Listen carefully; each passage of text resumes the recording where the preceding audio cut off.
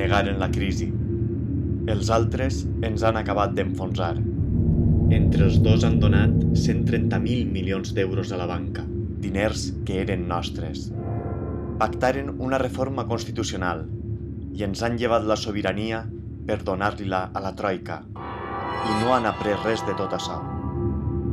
I què ens queda davant d'aquesta foscor? Una primavera europea que rescata les persones. Una Europa dels pobles amb la democràcia al servei dels ciutadans. Una auditoria del deute perquè la crisi la paguen els seus culpables. Un nou model basat en l'economia verda, social i del bé comú. Una Europa que prioritza l'ocupació i el fi de la corrupció.